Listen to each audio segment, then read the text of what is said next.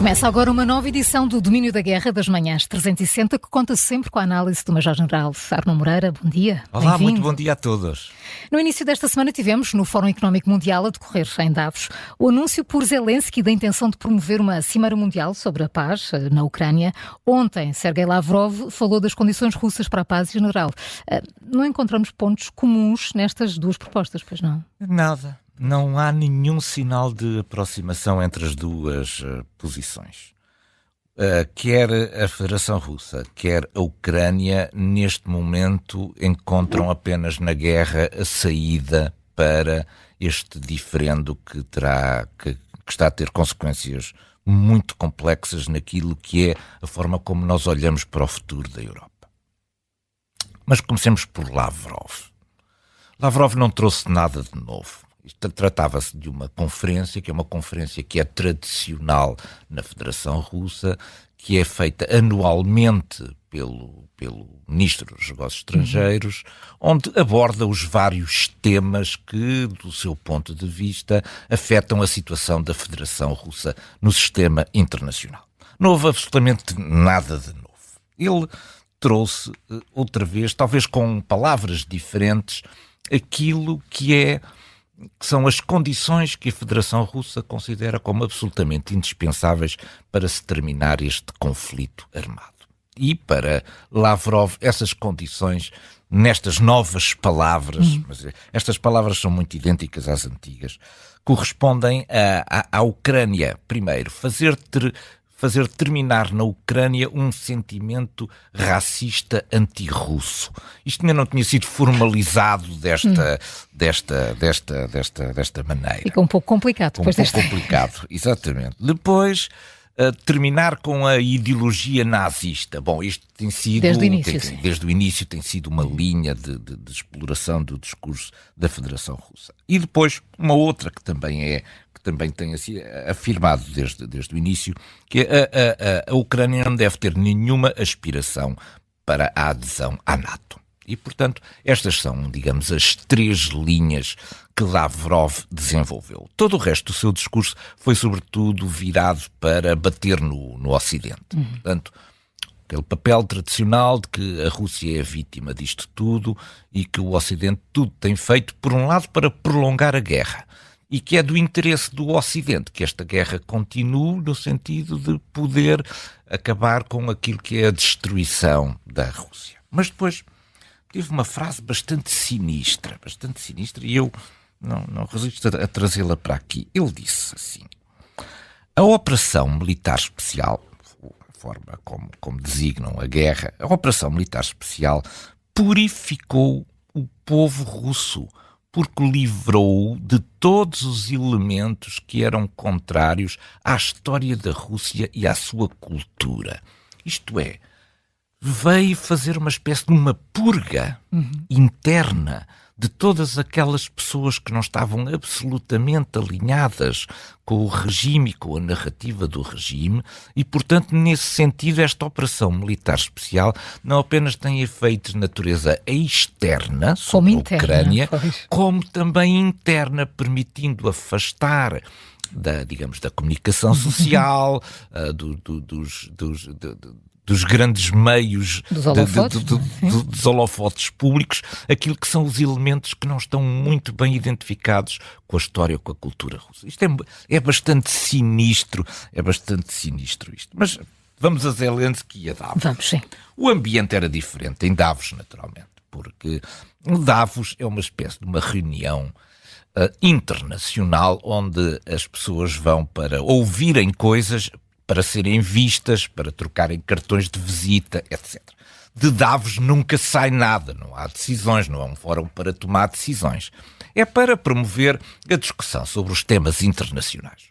Aquele conjunto de pessoas que está ali está muito focado, sobretudo, em aspectos de natureza económica e de natureza financeira. Este é o Fórum Económico Mundial.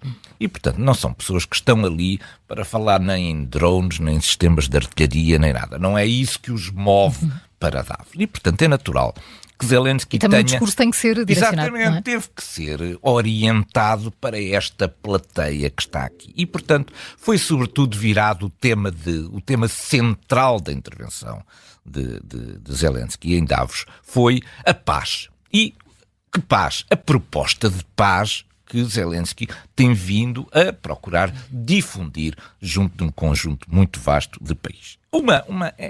Uma cimeira da paz não são conversações de paz, porque a própria Federação Russa não está convidada para participar nisto. Portanto, o que se procura aqui é uma manifestação de natureza de adesão política do mundo à fórmula de Zelensky para a paz. Portanto, o que Zelensky quer aqui, através desta cimeira, não é negociar a paz, é colocar o mundo político internacional do seu lado, mostrando um isolamento da Federação Russa relativamente ao sistema internacional. Portanto, são objetivos de natureza política que depois, mais tarde, certamente, se podem transformar em aspectos a desenvolver se houver um dia negociações para a paz, mostrando que o mundo está com a sua fórmula de paz. Para isso, Zelensky precisa de duas coisas e parece-me que foi isso que ele também foi procurar em Davos. Ele precisa trazer o tal sul insatisfeito para junto da sua proposta de paz.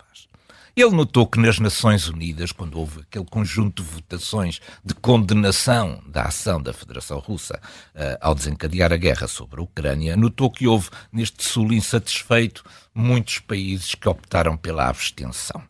E ele gostaria de trazer esses países para a sua fórmula de paz. E depois tentou também aquilo que foi talvez o passo maior em Davos, foi tentar trazer a China também para o lado da sua. A China, enfim, procurou não dar muito gás a esta ideia, mas o convite ficou lançado e, portanto, Zelensky certamente irá também convidar a China para estar presente. Enfim, são desenvolvimentos muito interessantes que mostram uma abordagem agora de natureza mais política e da política internacional do que propriamente desenvolvimentos de natureza militar.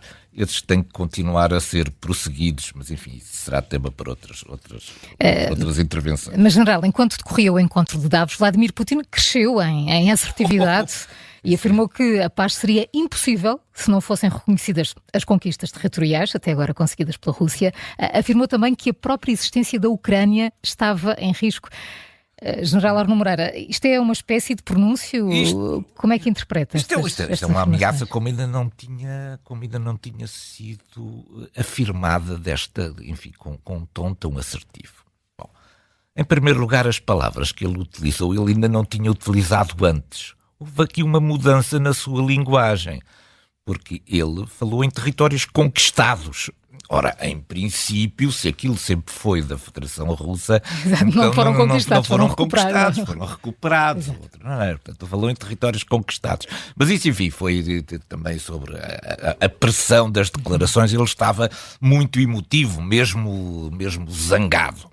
Bom, isto, do lado de Putin, eu também compreendo, porque quem está a perder à volta de 30 mil soldados por mês para conquistar estes territórios, terá muita dificuldade internamente a justificar a cedência depois, através de um acordo de paz, de territórios que custaram estes muitas vidas. Mas o problema é o erro do cálculo inicial, não é agora tentar emendar a solução final por causa daquilo que foi um processo mal conduzido e que fez imensas vidas e continua a fazer imensas mortes durante este período. Portanto, ficamos já com esta ideia que Putin não quer ceder minimamente relativamente àquilo que foram os territórios que já conquistou. Mas esta assertividade resulta também de três razões. A primeira é a percepção de que o apoio ocidental à Ucrânia passa por um momento de um certo impasse. E, portanto, do ponto de vista psicológico, é um bom momento para a intervenção de Putin para nos retirar vontade a nós ocidentais de continuar a apoiar a Ucrânia. O segundo é uma observação de natureza operacional, a leitura que a Federação Russa faz de que, neste momento, a Ucrânia está numa posição de defesa, mas está mesmo com dificuldades em assegurar as posições de natureza defensiva, porque está a fazer o racionamento das suas munições. E, portanto, esta é a altura para ele conseguir ganhos territoriais mais importantes. E depois, foi a tal ideia que ele defendeu, a ideia de que comecem a tirar dos espíritos ocidentais a ideia de que a Rússia vai desistir dos territórios que, entretanto, ocupou. E que, portanto, nós estamos a ver mal o fim da história e que deveríamos desistir desde já dessa ideia. Talvez para reforçar as palavras de Putin, apareceu o Medvedev, que andava um bocadinho também perdido nas declarações e que desta vez entrou em força, entrou com os dois pés nesta questão. E disse esta coisa absolutamente terrível. Os ucranianos têm que fazer a escolha entre fazerem parte da Federação Russa ou morrerem. Isto também ainda não tinha sido verbalizado com tamanha crueldade. Portanto, a única opção dos ucranianos é ou fazem parte da Federação Russa ou então deixam de existir, morrem. Isto, portanto, foi uma semana de grande assertividade por parte do discurso da Federação Russa, procurando de alguma maneira contrariar aquelas sementes ou tentativas de lançamento de uma cimeira de paz enunciada pela Ucrânia. Vamos a outra guerra, ou a outras guerras, desde o ataque do 7 de outubro do Hamas, que o Irão tem andado escondido atrás de grupos combatentes e de milícias que controla à distância em várias regiões do Médio Oriente. Mas, subitamente, esta semana, o Irão apareceu claramente em cena com bombardeamentos sobre alvos em países vizinhos ou da região. E agora, General Arno Moreira? O Irão esteve até agora, eu diria, numa posição confortável. A posição de quem está... que mexe os cordelinhos e nunca nós conseguimos seguir os cordelinhos até ao fim e incriminar o Irão. Portanto, o Irão, até este momento, esteve, digamos, no sofá. Dirigia à distância, com o seu telecomando, este conjunto de ações contra o Estado de Israel, mas era muito difícil estabelecer aqui relações de incriminação direta do Irão. Ora, portanto, todos estes grupos que foram financiados, armados, treinados, endoutrinados pelo Irão, era quem conduziam as ações de natureza militar e o Irão ficava-se com, digamos, o apoio da retórica de retaguarda sobre este conflito. Só que a 3 de janeiro tudo mudou. E tudo mudou porque quase 100 iranianos foram mortos por aqueles atentados bombistas conduzidos, reivindicados pelo Estado Islâmico naquela homenagem em Kerman a Qassem Soleimani. E o Irão deixou de poder ficar na tal posição confortável em que estava e teve que reagir.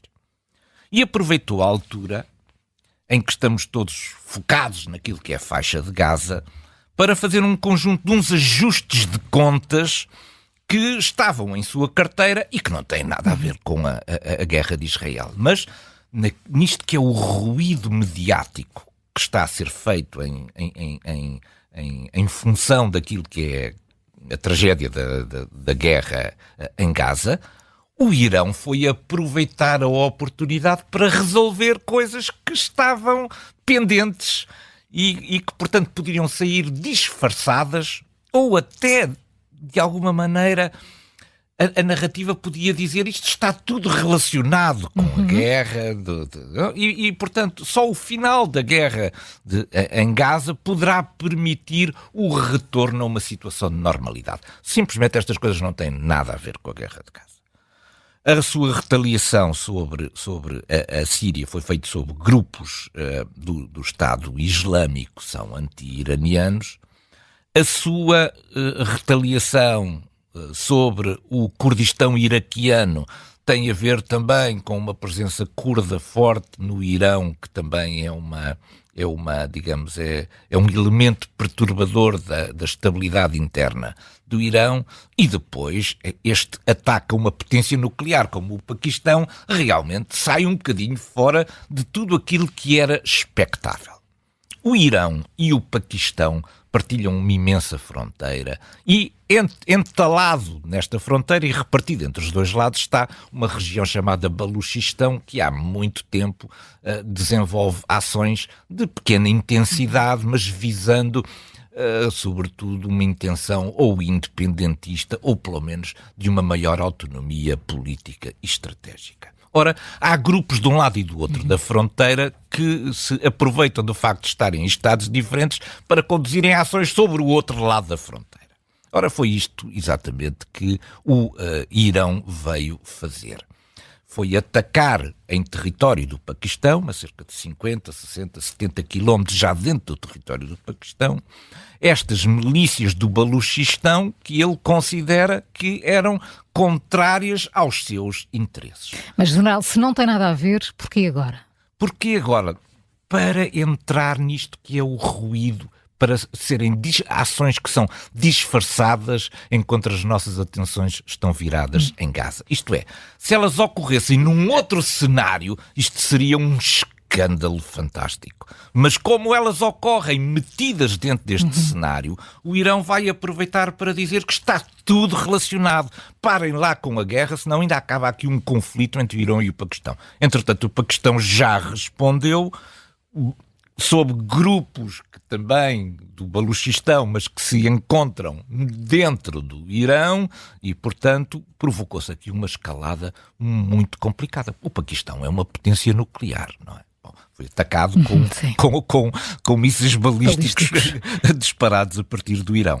A China, que também estava sentada confortavelmente no sofá a ver como os interesses ocidentais estavam a ser dinamitados na questão da guerra na faixa de Gaza, teve que sair do sofá, porque de repente 2 dos seus aliados na região, o Paquistão e o Irão, envolveram-se num confronto e a China saltou imediatamente como uma mola, dizendo: atenção, nós estamos a desfocar a atenção da faixa de Gaza, introduzindo aqui um novo conflito entre aliados da China que estão a perturbar aquilo que é a percepção internacional de que, afinal, tudo o que se passa no Médio Oriente é um problema de Israel. Portanto, este desfocamento não é atendível por aquilo que são os interesses da China. A China teve que saltar rapidamente do sofá e mostrar-se disponível para resolver este diferendo entre o Irão e o Paquistão. É um assunto que temos que acompanhar.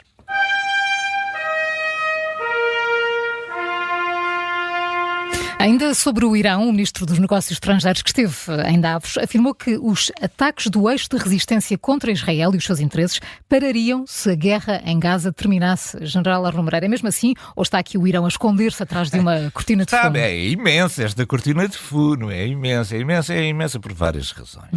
A primeira razão é que aquilo que ele está a procurar sugerir aos nossos olhos é que, se não houvesse a invasão de Israel à faixa de Gaza, nenhum destes conflitos estaria a existir. Ora, isto é não apenas cortina de fumo, mas é areia para os nossos olhos, porque todos estes conflitos e todas estas ações já existiam antes de 7 de outubro e antes daquilo que foi a invasão das tropas israelitas da faixa de Gaza. Portanto, estes conflitos não apareceram por causa do 8 de outubro da invasão de Israel à faixa de Gaza. Todos eles já existiam do anterior e todos estes instrumentos já estavam colocados para fazer esta guerra. Portanto, esta ideia de que tudo começou com a invasão da faixa de Gaza é uma tentativa iraniana de reescrever a história e o nosso conhecimento sobre o assunto. Mas ela é também incoerente com aquilo que foi anunciado na semana passada. É que ainda na semana passada o que nós tínhamos ouvido é que não havia uma concertação do Irão com este conjunto de atores e que, portanto, cada um estaria a agir de forma independente, de acordo com a sua leitura e de acordo com os seus interesses. Ora, agora, de repente, aparece o Irão a falar em nome de todos, a dizer que se acabar a guerra na faixa de Gaza, param os outros conflitos todos. Mas então não eram independentes estes conflitos. E, portanto, há aqui uma tentativa de nos influenciar a todos. E a situação muito complexa, muito incendiária que se vive em toda esta região é muito simplista dizer que resulta daquilo que é a invasão da faixa de Gaza. A intenção do Irão é clara, é afetar-nos a nós todos na nossa leitura do sistema internacional, culpar os Estados Unidos e culpar Israel e manter-se o Irão e os seus aliados do tal eixo de resistência, como o Irão chama, mantê-los afastados de todos estes problemas e mantê-los santificados perante os olhos da opinião pública mundial.